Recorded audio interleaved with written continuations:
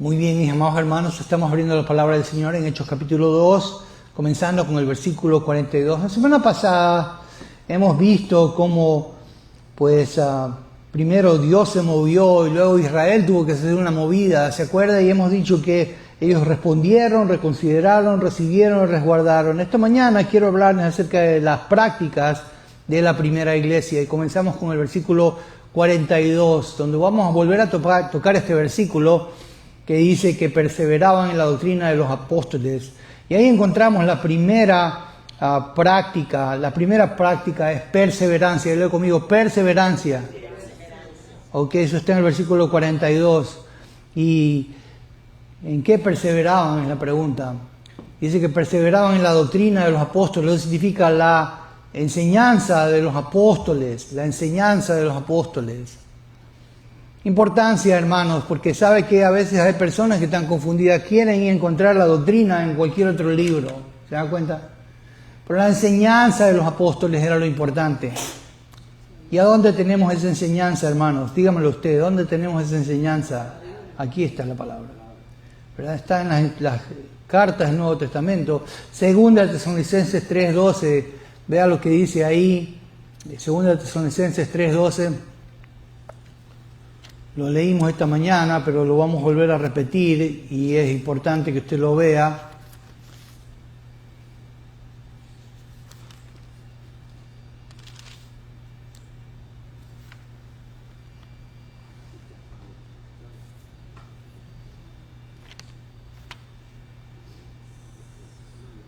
Vamos a leer desde el versículo 13. Y vosotros, hermanos, no os canséis de hacer bien. Si alguno no obedece a lo que decimos por medio de esta carta, a este señaladlo y no os juntéis con él para que se avergüence, mas no lo tengáis por enemigo, sino amonestarle como a hermano.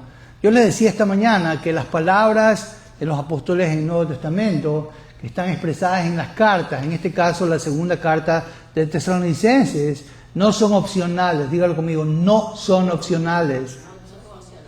Son obligatorias. Dígalo conmigo, ¿cómo son? Obligatorias. No es que usted viene como Rick Warren y vienes y le quitas y le pones y le sacas y lo acomodas, como lo hacen los liberales. ¿Se da cuenta? No. Cuando Pablo dice una cosa, eso tiene el respaldo del Señor. Viene con una autoridad apostólica. ¿Se da cuenta? Es como que si el Señor mismo está hablando por medio de su mensajero. Ya le he dicho que los mensajeros somos sencillamente como parlantes, pero el que está hablando es ¿quién? El Señor. ¿Se dio cuenta? El Señor. Y entonces aquí se nos está diciendo que si alguno no obedece lo que decimos por medio de esta carta, a veces señalarlo. Si hay alguien que desafía las palabras que Pablo ha dicho, a veces hay que, ¿qué cosa? Señalarlo. ¿Se dan cuenta? Si hay alguien que desafía las palabras del Nuevo Testamento, dice que no hay que juntarse con él para que se avergüence. ¿Por qué? Porque está en rebeldía. Dígalo conmigo, está en rebeldía. A veces no queremos decir eso, pero están en rebeldía. ¿Sabe? Cuando alguien no quiere hacer lo que dice la palabra de Dios en el Nuevo Testamento, está en rebeldía. Dígalo conmigo, está en rebeldía.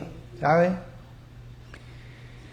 Y dice que no deben juntarse en la iglesia con él para que se avergüence. Versículo 15 dice, mas no lo tengas por enemigo, sino amonestarle como hermano. Lo que quiero que usted vea es que esa enseñanza que guardaba la iglesia, no solamente ahí en el capítulo 2 de Hechos, pero en el resto del Nuevo Testamento, era la enseñanza de ¿quién? De los apóstoles. ¿Dónde está esta enseñanza, hermanos?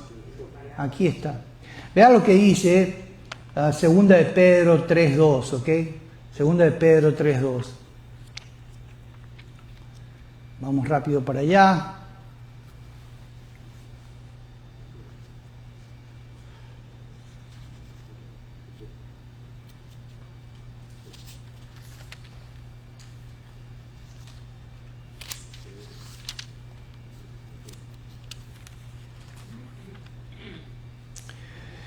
Dice aquí Pedro, el mismo predicador, ¿no? Dice, para que tengáis memoria de las palabras que antes han sido dichas por los santos profetas y del mandamiento del Señor y el Salvador dados por vuestros apóstoles. Pedro dice que tienen que traer a memoria las palabras que han sido dichas por los santos profetas. ¿Dónde están esos santos profetas? ¿Dónde están los profetas? Isaías, Ezequiel, Jeremías. ¿Dónde están los profetas? Aquí están, en el Antiguo Testamento, ¿te das cuenta? Y después dice que hay que traer las palabras que han sido dichas por los otros profetas y el mandamiento del Señor, que dice que ha sido dado por vuestros apóstoles. Los apóstoles hablaron el mandamiento del Señor, ¿se dan cuenta?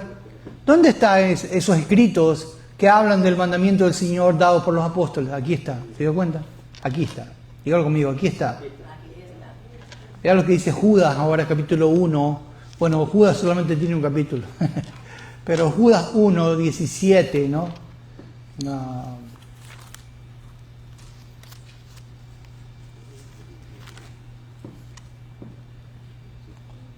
1:17.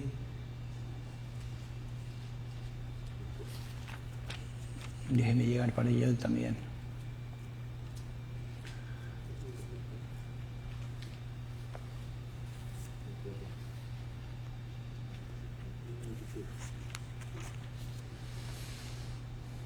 Dice, pero vosotros, amados, tened memoria de las palabras que antes fueron dichas por los apóstoles de nuestro Señor Jesucristo. ¿Qué es lo que nos dice el apóstol, o qué es lo que dice Judas, que era medio hermano del Señor Jesús? Que tengamos memoria de las palabras que antes fueron dichas por los apóstoles de nuestro Señor Jesucristo. ¿Dónde están esas palabras, hermanos? ¿Dónde están? Aquí están. ¿Qué es lo que tiene que tener memoria?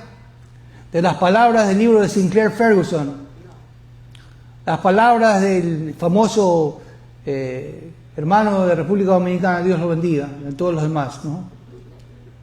No. ¿Se dio cuenta? No son de los libros de los autores que andan por ahí. Lo que tienes que tener en memoria es de las palabras dichas por los apóstoles de nuestro, ¿qué cosa? Señor Jesucristo. Mi pregunta para ustedes nuevamente es, ¿dónde están esas palabras? ¿Dónde están? Aquí están. ¿Se dio cuenta? No hay otro lugar, hermanos. ¿Se da cuenta? Y si alguien, un autor, pues cita las palabras del Nuevo Testamento, a ese autor lo quiero escuchar. Pero si alguien me va a contar historias, me va a llenar, me va a gastar el tiempo, así muchos predicadores esta mañana, hablando historias y cuentos y psicología, de un montón de historias, ¿no? Vanas, cosas vanas.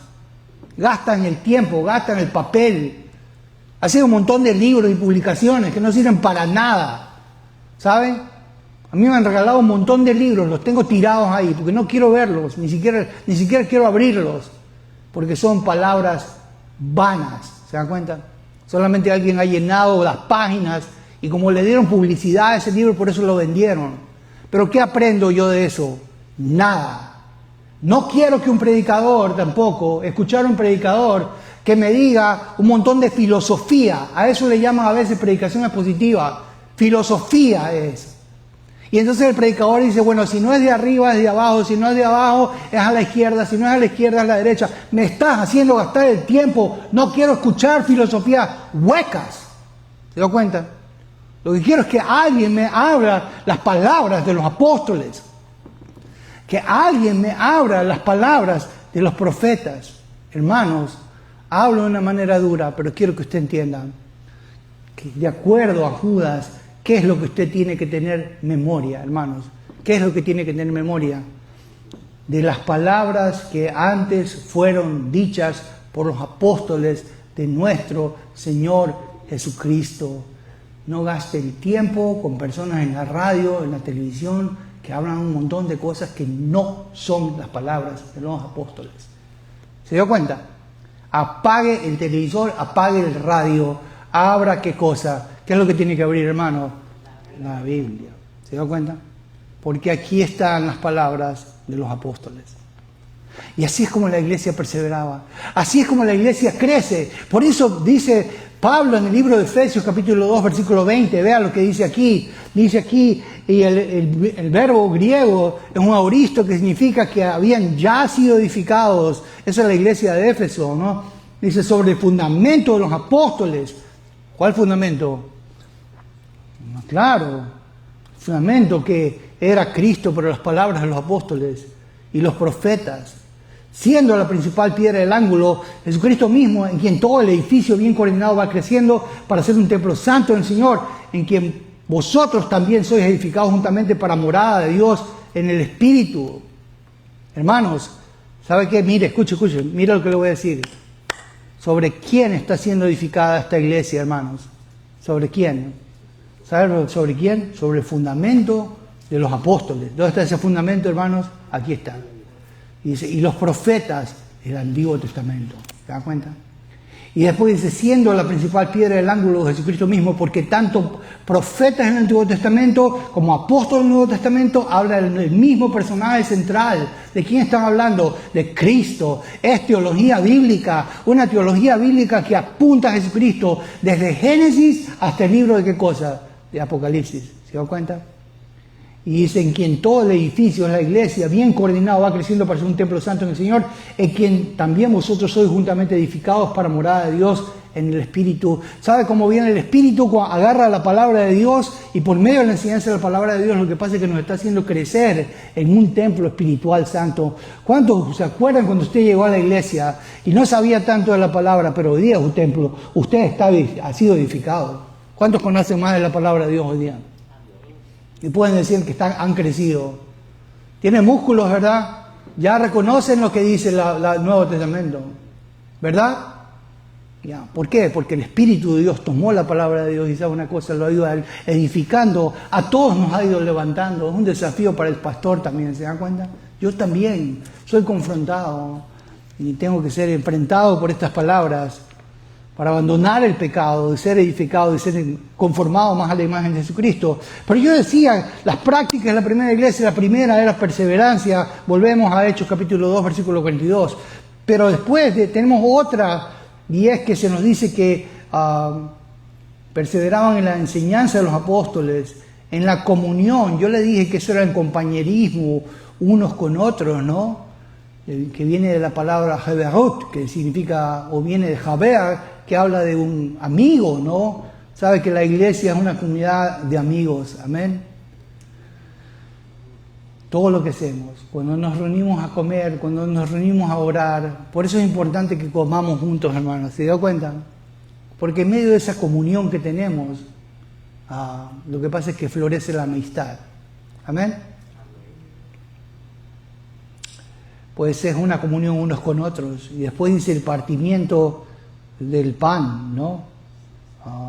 Entonces ahí yo veo participación, es el segundo punto. El primero era perseverancia, pero el segundo es participación. ¿En qué participaban? En compañerismo, en el pan, en las oraciones, dice aquí. La iglesia tiene que orar junta, amén. Y cuando habla del partimiento del pan está hablando de la cena del Señor, como tomamos la cena del Señor esta mañana. ¿Qué hacía la iglesia? ¿Tomaba qué cosa? La cena del Señor. Pues ahí estaban ellos, participando, nunca se quede fuera de participar de la comunión unos con otros, del partimiento de las oraciones. Son importantes, amén. Dígalo conmigo, son importantes. Pues en tercer lugar tenemos algo más, y está el versículo 43b, el otro era 43a, ¿verdad? Tenemos perseverancia, participación, pero ahora vemos con pavor santo. Dígalo conmigo, pavor. ¿Qué significa eso? Vea lo que dice, sobrevino temor a toda persona.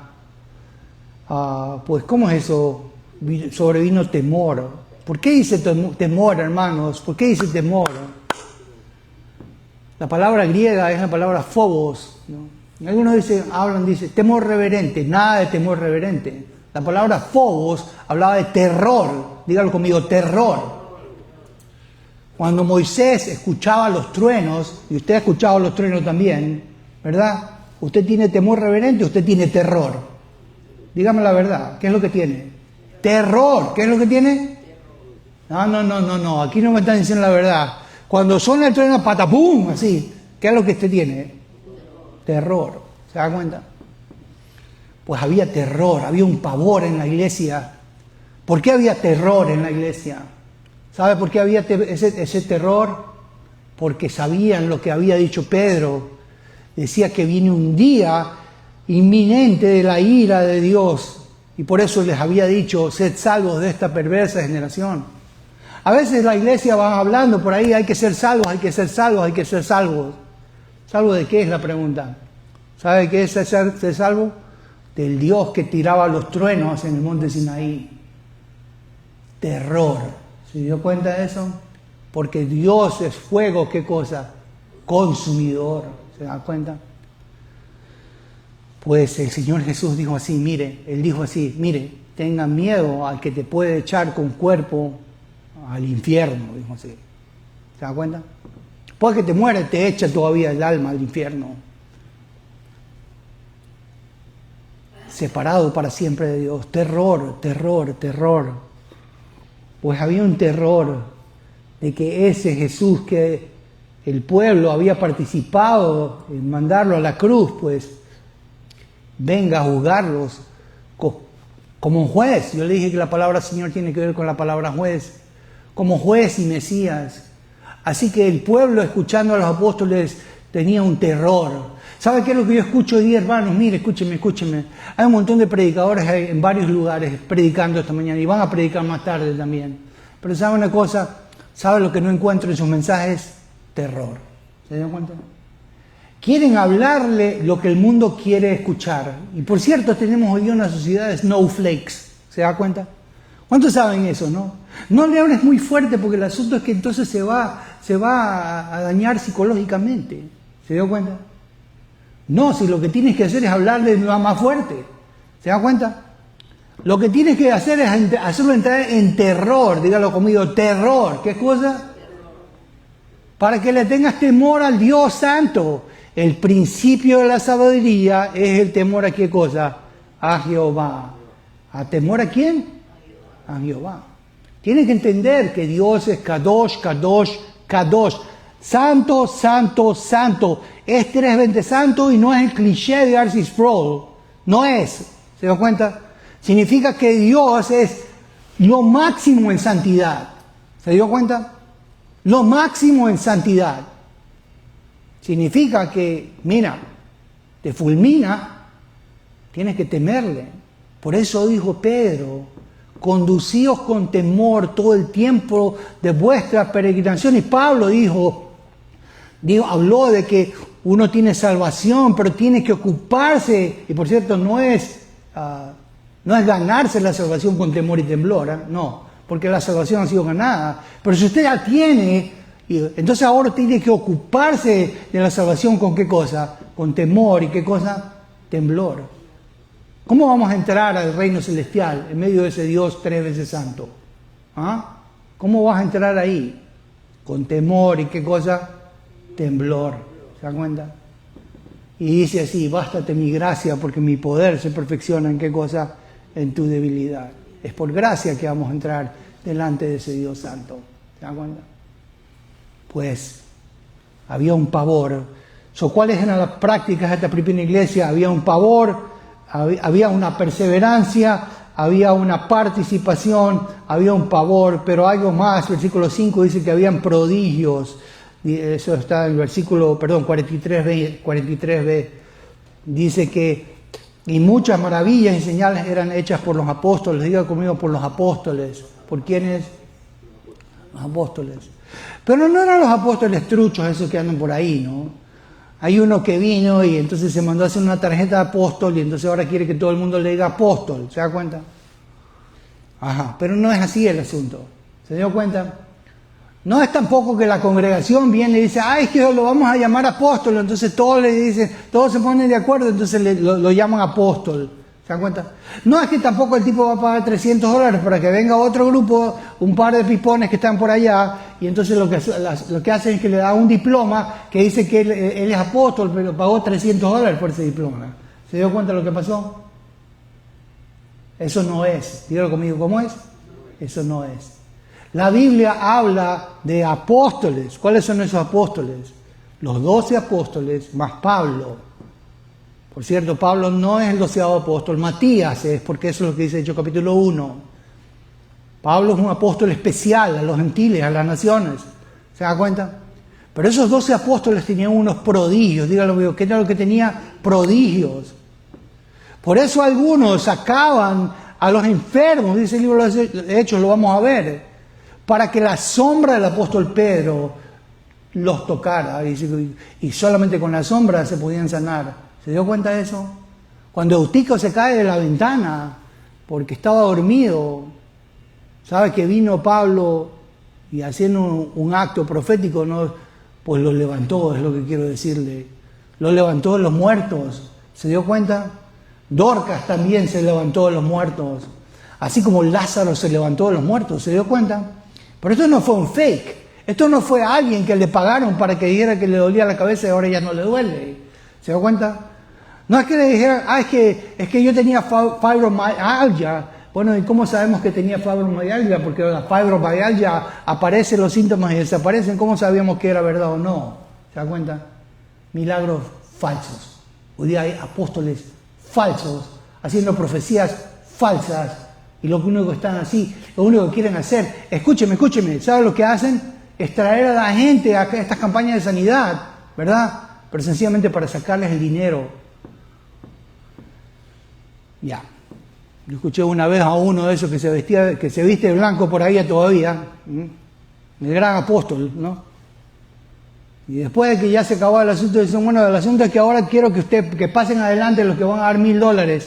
A ver, que vengan los de $1,000 aquí, se pongan a mano izquierda, y los de 500 vengan acá, y los de 250 vengan para acá. El resto no vayan a dar, porque ahorita es el tiempo de la unción, va a haber milagros solamente para los que dan $1,000 en adelante.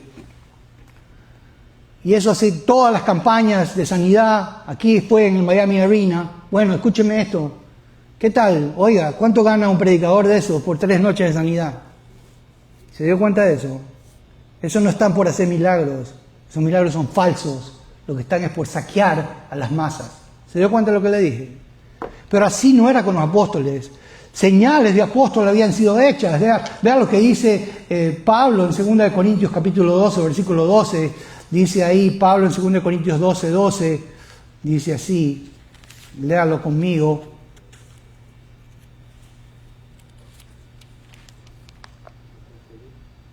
Con todo, las señales de apóstol han sido hechas entre vosotros, con toda paciencia por señales, prodigios y milagros. ¿Cuáles eran las señales de un apóstol de verdad? Señales, prodigios, ¿qué cosa? Milagros.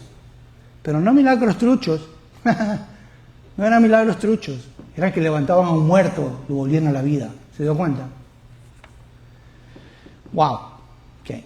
Y por cierto, esas credenciales fueron temporales. Por cierto, porque el Señor había dicho justamente ahí en Hechos capítulo 2, ¿verdad?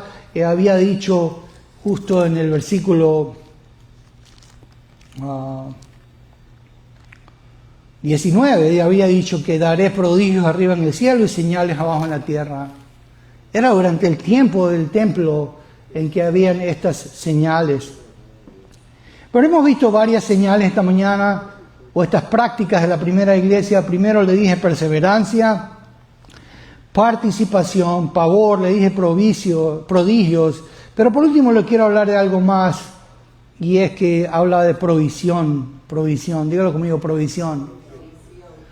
Yo les mandé un texto esta mañana y estaba explicando lo que dijo el doctor Wilmington y me parece correcto.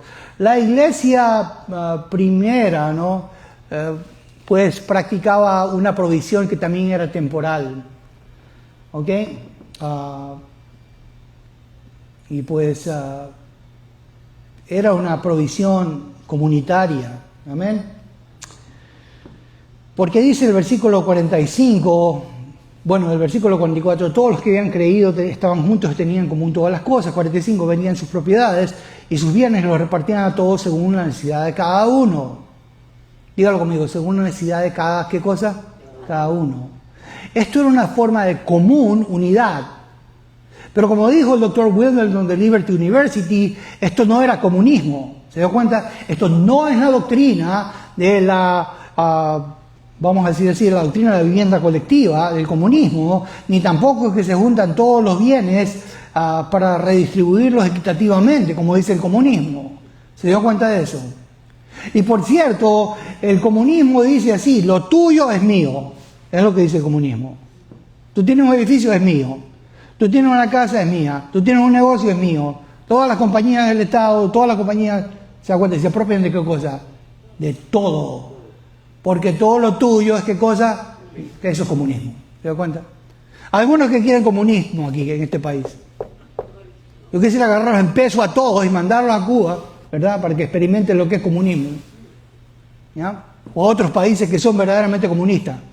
¿Por qué estás gritando aquí comunismo? Ándate a un país comunista para que grites lo que es bueno. ¿Se dan cuenta? Y experimentes. Te quejas de la libertad, pero aquí lo que nosotros valoramos es la libertad. Por eso se llama freedom. ¿Se dan cuenta? ¿Se dan cuenta?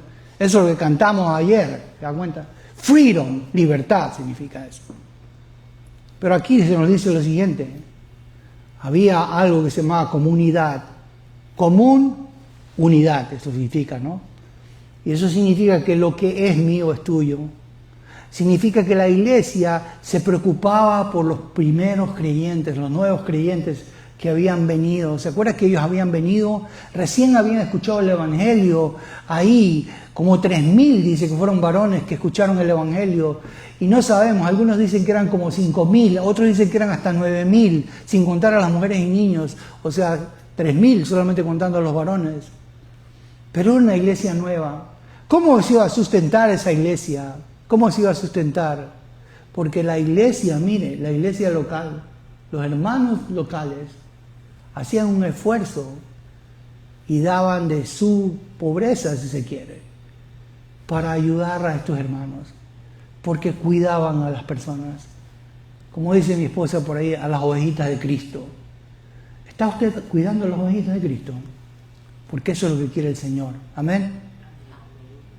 Mire, hermanos, hubo una provisión para las ovejitas de Cristo. La próxima semana les voy a contar un poco más y vamos a volver a ver cuáles son estas prácticas de la primera iglesia. Pero ya le dije, perseverancia, participación, pavor, prodigios, provisión.